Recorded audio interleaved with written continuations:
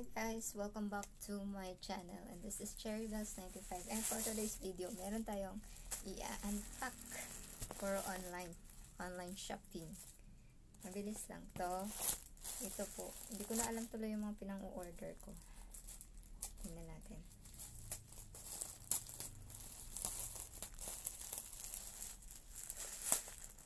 Ang dami.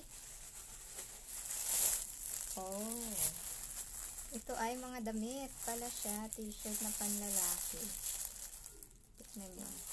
Merong Fubu, merong Lee, at saka Fubu din to. Tingnan natin. Ito muna yung Lee. Ayan. So, ito ay, anong size ba to? Large. Large to. Tingnan natin. Buksan ko lang. Siyempre, malapit na yung Christmas, diba? Pang regalo.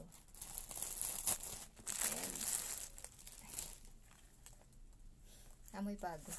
Natural bago talaga. Yan, large siya. Ay, maganda din pala siya, yung large. Ito, hindi siya. Large. Tama naman. Malaki ba siya? Medyo malaki siya. Pero sana magkakasya siya sa bibigyan ko. Mga puro kasi ito pamigay eh. Ito, Fubu, pero medium. Sana ma-fold ko siya ulit no. Mapapasok ko siya sa plastic. Alam mo, ang ganda ng tela guys. Tapos, ang mura lang ng bili ko nito. Ang ganda. Ano, Fubu. Ayan oh. Sa Lazada ako namili. Ang gaganda ng kanyang tela. Super. Ito naman medium. Parang feeling ko parang pareho lang yung laki ng medium at saka ng large. Tingnan natin.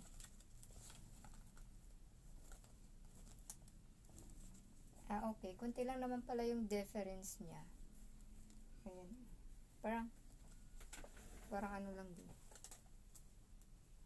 Kunti lang. Parang 1 inch lang. So, medium ito. Tama? Medium. Yeah. And then, isa pa. Fubu din. Maganda yung tela niya. Actually, iba-ibang brand siya. Meron siyang Lee, meron siyang Bench, Fubu, and ano ito yung isang brand? Adidas yata. Ito Fubu. Kulay red. Large to. Ayan siya. Ganda. Maganda siya guys. Ang ganda. May price pa nga eh. Tingnan nyo. Siguro yung mga overrun to na hindi na ano tawag dyan? Nauubos. Tingnan yung price 1299. Pero hindi ko siya binili ng 1299. Siguro yung mga stock na hindi naubos ba. May mga prices. Kasi branded siya eh. Ito naman, 899. Tapos yung isa, merong presyo talaga, 129. Mahal yung Fubu. Ayan, so yun lang guys. Thank you so much for watching. Ito lang. Ang ganda ng kulay, no? Red and olive green ba to? Black. Thank you so much for watching. Have a nice day. Bye-bye.